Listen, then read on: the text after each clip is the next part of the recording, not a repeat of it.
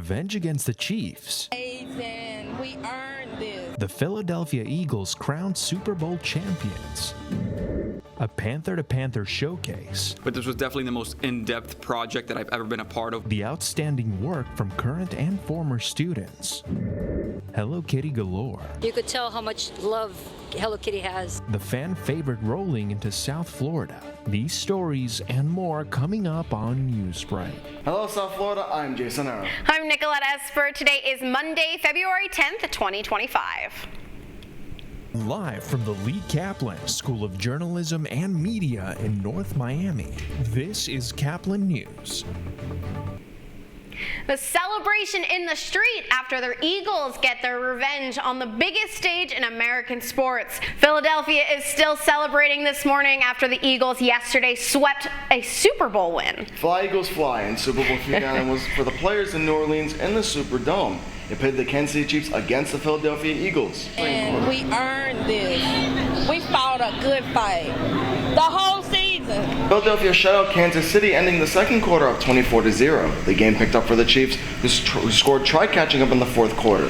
The final score was 40-22, with the Eagles winning this and for the second time, along with the Chiefs breaking their Super Bowl streak. The Philadelphia fans took to the streets, stealing towels from a truck and lighting a fire. Firefighters were ready and worked out to put out the blaze. This morning, about 2,000 USA ID workers are in limbo after a federal judge temporarily blocked an order by the Trump administration to place them on temporary leave.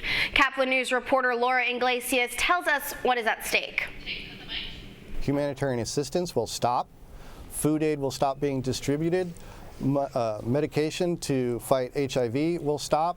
A workforce of about 10,000 could drop to around 300, leaving a void that some warn U.S. adversaries could fill. Allowing others such as China, Russia, Iran, North Korea to fill this vacuum, it's had a devastating effect. Meanwhile, a federal judge paused the Trump administration's Thursday deadline on a deferred resignation offer to the federal workforce, promising full pay and benefits through September. A White House official says at least 65,000 workers have taken the deal so far. There are no guarantees in this proposal. There is no congressional appropriation to fund it. Members of Elon Musk's Department of Government Efficiency have accessed critical systems across the federal government, including the Treasury. Insight into their clearances and tasks conflicting. There is no tinkering with the system. They are on read-only. They are looking. They can make no changes. He was given unfettered access to not only look at that information, but also do something about it, such as stop payments. I'm Laura Iglesias reporting for Caplin News. Several Venezuelan advocacy groups or organizations are trying to figure out what's next for Venezuelans whose TPS has been canceled by the Trump administration. Caplin DC Bureau correspondent Carla Mendez attended a rally in Washington and has more on the story. Good morning, guys. I'm here at the Simón Bolívar Memorial, where Venezuelan community leaders, activists, and affected families have gathered to speak out against the recent cancellation of TPS. They hope the Trump administration will recognize the community as one of hardworking individuals, not criminals, and warn that without action, many will be forced to return to the oppressive regime they once fled.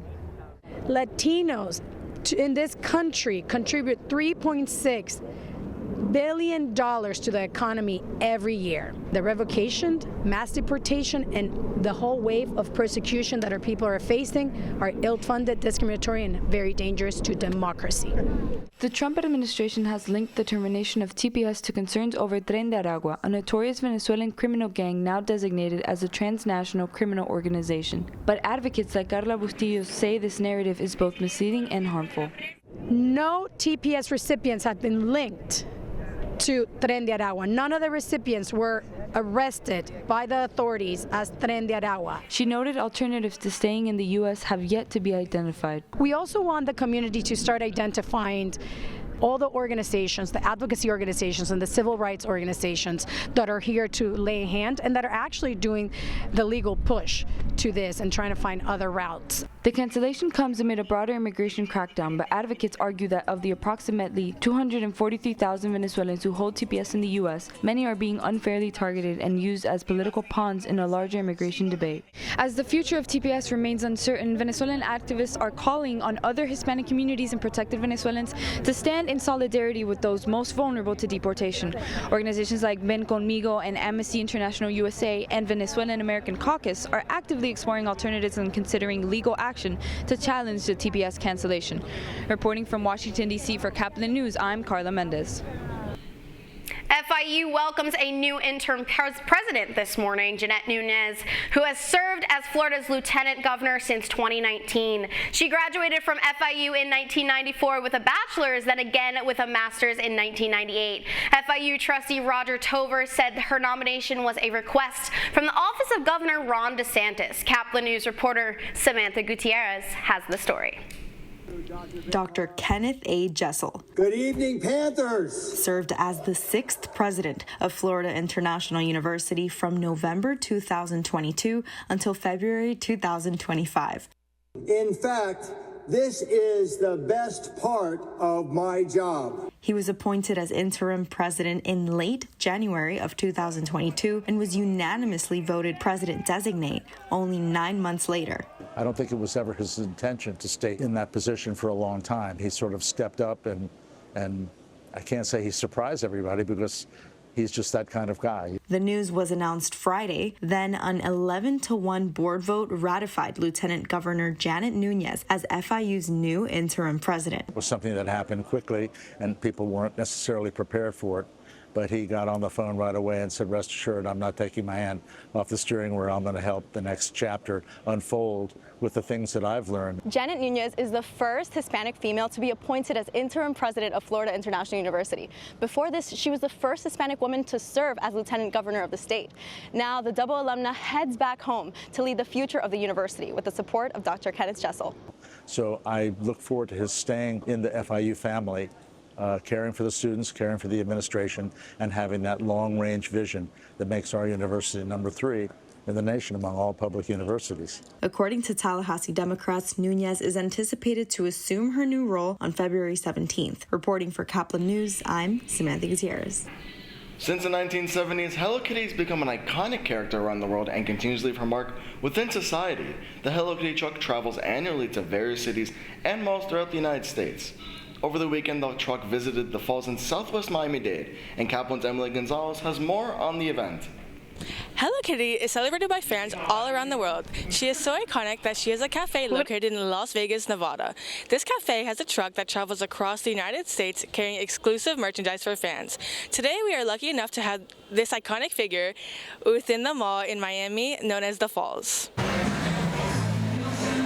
The event officially started at 10 a.m., but from early on in the morning, there was a line that wrapped around the mall. I saw it on Instagram and I really just wanted to come and just see what they have to sell. The truck sold a variety of merch that matched its variety in the audience. There's so many people that have come out to this event, and you could tell how much love Hello Kitty has.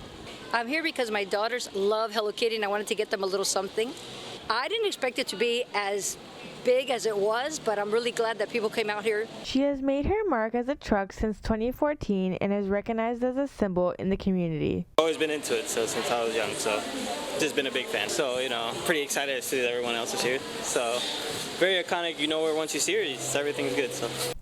The Falls was the perfect place for the truck to visit as they have their own stores like Hot Topic, Build-A-Bear Workshop, and Box Lunch that sell Hello Kitty products. As you can see, Hello Kitty is a figure that is loved by all regardless of their demographics. Reporting for Caplin News from Kendall, I'm Emily Gonzalez. FIU student filmmakers take center stage with a showcase of mini documentaries. Caplin News reporter Paola Siriano was there and has more on this exciting event. From powerful stories to personal narratives, FIU journalism students are presenting their documentaries right here at the Sam Moore Theater to celebrate their talent. The Student Showcase, hosted at the Sam Moore Theater, brings together current and former students to present their work. Organized by Beverly Musey and promoted by the National Association of Hispanic Journalists, the event highlights the creativity and journalistic skills of FIU's aspiring storytellers. As a coordinator, I'm a journalism student myself, and I thought it might be really amazing to get some of the journalism students in here and have, we have a space to showcase our incredible student work. Why not use it? From in-depth investigations to personal stories, the showcase gives student filmmakers a platform to share stories that matter. Documentaries like Life Beyond Height and Ripple Effect highlight impactful storytelling, giving audiences a chance to connect with important issues. For Benjamin Cure and his group, it's a moment of validation after months of hard work. I've had the opportunity in the past to do stories that have to do with the beach, that have to do with the water, but this was definitely the most in-depth project that I've ever been a part of when it comes to the Bay, and I feel so grateful that we were able to cover this, so humbled, and the amount of feedback that I've gotten on this documentary has been immense. With a successful turnout, the student showcase proves that FIU's journalism students are ready to make an impact in the media industry. And as they continue sharing their stories, events like this gives them the platform to grow, connect, and inspire future storytellers. You're creating a group. Everybody wants to say, okay, this is this person's strengths. This is this person's, what they do well. But I think, and a more important part of this, and I talked to some of the group members about it after the fact, was by the same token, it takes honesty and self-awareness. You have to acknowledge what you're not good at. What are your group's weaknesses? And they really filled in the weaknesses and the pre-production and then the tedious steps leading up to the actual execution. That was so helpful to me, and I couldn't be more grateful. With documentaries that inform, inspire, and spark conversation, this student showcase allows students to share their vision with the world. Reporter for Caplin News, I'm Paula Siriñán. A musical instrument more than 300 years old is at auction for loads of money. That's still ahead, and so is this story.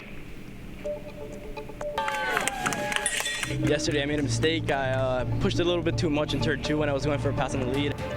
Race excitement fills up the Homestead Miami Speedway for a seasoner opener. Newsbreak will be back in 2 minutes.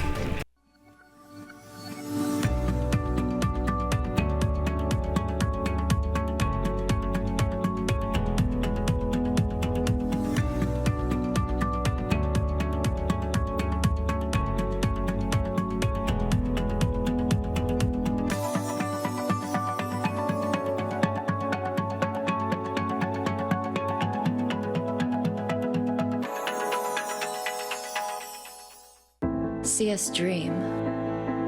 See us remember. See us protest. You matter. Your feelings matter. Your identity matters. Everything about who you are matters. See us fight back. See us rebuild. See us shatter stereotypes. See us inspire. See us united. See us now. There are 16 million children struggling with hunger in America. That's 1 in 5 daughters, sons, neighbors, and classmates who don't know where their next meal is coming from. Yet billions of pounds of good food go to waste every year. It's time we do something about it. Feeding America is a nationwide network of food banks that helps provide meals to millions of kids and families in need.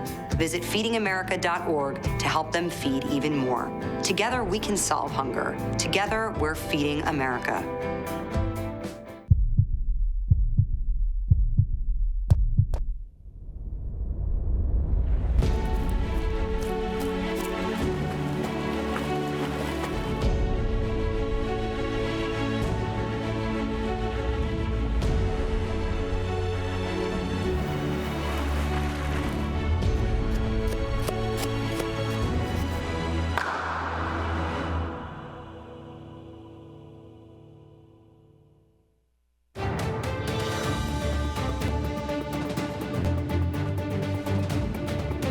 Burning rubber at the Homestead Miami Speedway over the weekend. With a new month in the year comes more racing series that's now back on track. Yes, in Caplin News, Dylan Pazay has more on the FARA season opener, the Miami 500. Hello everybody and welcome to Homestead Miami Speedway. Typically you'd expect to see the stars of the NASCAR Cup Series utilizing the full banked oval here. But today we're using the infield road course for the stars of the FARA Miami 500. This year's season opener saw the competitors of the FARA Series more ready to fight for victory than ever. I spoke to 13-year-old Oliver Weldon, who in his first race weekend is already scoring podiums. Feels amazing knowing that I have the speed, putting my head down and working instead of just letting all these guys pass, because I know it's my first race and a lot of these guys have experience, so I really just needed to kind of go. While Weldon led parts of race 2, the ultimate winner was Joe Vergara. I asked him what it took to win. Yesterday I made a mistake. I pushed a little bit too much in turn 2 when I was going for a pass in the lead and messed my race up. So today, I knew I needed to be a little bit more patient, a little bit more collected, and I did. It was reverse grid starting from 8th, so I just picked one by one each lap and then got to the lead, and from there on out, it was just to the checkered flag. While Formula FAR and the Winter Series feature pretty young talent, the Pro Spec Miata class features drivers with vastly more experience. In the 3 Spec Miata races this weekend, Stuart McAleer finished 3rd, 1st, and 1st. I led every single race. The first race I was actually able to get my teammates on the podium with me, so we were able to finish 1st, 2nd and 3rd, and then I was able to take the win home in both races afterwards. You don't know that you're winning these races until you cross start finish line. There's so much going on in the banking. The FAR Miami 500 brought out some big crowds, and if you want to be a part of that big crowd next time, then come here to Homestead Miami Speedway, March 8th and 9th. For Caplin News, I am Dylan Pizzay. A 311-year-old Stradivarius violin was just sold at auction for millions this past weekend. The violin was sold for $11.25 million at Sotheby's last Friday. Italian craftsman Antonio Stradivari made the violin in 1714. The quote, Lady Blunt Stradivarius currently holds the record, which was last sold for $15.9 million in 2011. All money from the auction will go towards the New England Conservatory Scholarship Program. That's all the time we have for Newsbreak. I'm Nicolette Esper. I'm Jason Harrow. Government News anytime at caplinnews.fiu.edu.